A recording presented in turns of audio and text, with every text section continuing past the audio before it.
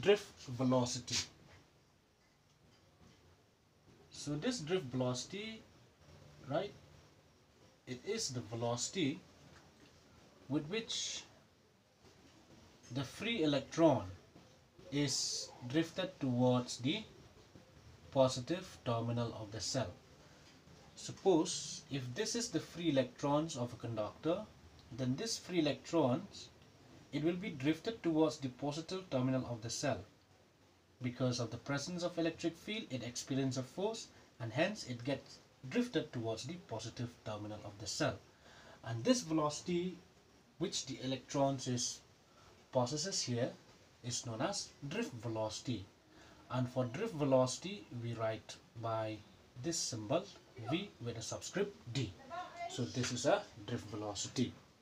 Okay. Next is about relaxation. Relaxation time. So this relaxation time, it is usually denoted by tau. And when you look at the conductor, we have these free electrons which are moving randomly. Now let's say this is the electron, it starts from here and it collides with this electron, and let's say the time taken by this electrons to hit this, let's say it is t1. Next it moves in this direction, it collides with this, and the time, let's say it is t2. It moves and hits this electrons, and the time taken from here to here is t3. In this way it continues. This is t4, this is t5, and so on. So when you look at this figure, it is clearly seen that the time taken by the electrons to collide the other electrons, it is not same. See, you can say this time here is shorter than this time. It is shorter than this. It is shorter than this. It is shorter than this. Right? So hence, when you talk about the timing between the collisions, okay, the timing of collision between two electrons, right, it is not exactly known because it is varying here, right? What is the timing here? T1, here is T2, here is T3, here is T4, here is T5. So in this case, right, we shall not, we shall talk about the average time, okay? So the average time of collision. When you say average time of collision, it means you are taking T1 plus T2 plus T3 plus T4 plus T5, okay, and then you divide by 5, then this will give you the average time. But here this average time, right, it is known as relaxation time, and we denote the relaxation time by tau. So therefore relaxation time, it is actually the average timing where the electrons collide with the other electrons. Okay, all right. Okay, we shall see now about the expressions of drift velocity. Okay, so let us see how this drift velocity it is being expressed.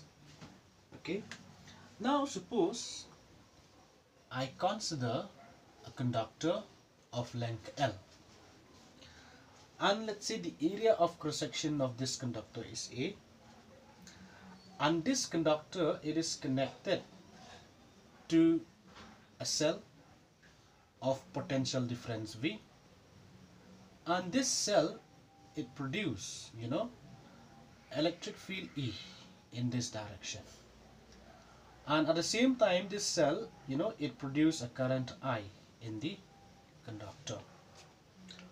Okay, and if this is my free electrons present in the conductor, then this free electrons will be drifted towards the positive terminal of the cell with a velocity Vd. And as this electrons is moving towards the positive terminal of the cell, then this electrons, it will collide with the other free electrons as well as with the positive ions of the metal.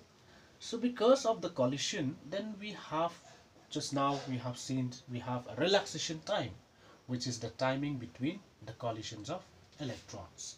So let's say the relaxation time here, it is tau. Okay, relaxation is tau. Relaxation time, it is tau. Okay, so if you have all these these consideration with you, then what happened?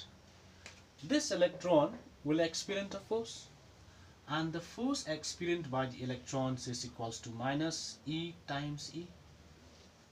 This is the force which is experienced by the electrons. Okay, okay. Or,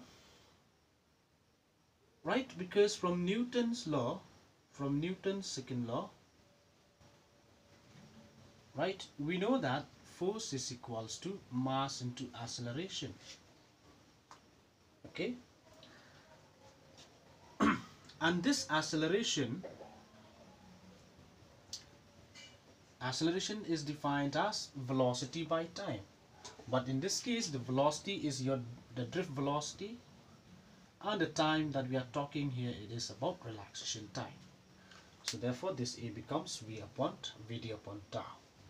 So substituting the values of F, comparing these two equation 1 and equation 2, if you compare, then you will get m Vd upon tau is equals to minus EE, or just Vd is equals to minus E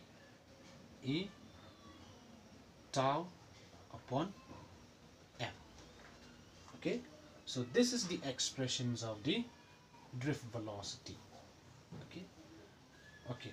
Sometimes this minus sign, if you don't write also it's okay, but when you express this drift velocity in vector, like if I write an arrow, if I don't write arrow here, it means you are talking only about the magnitude of the drift velocity. But when you write an arrow on top of this letter Vd and E, then minus sign should be indicated here. This minus sign, it shows you that the directions of the drift velocity, it is opposite to the applied electric field E. Okay, so this is about drift velocity and its expression.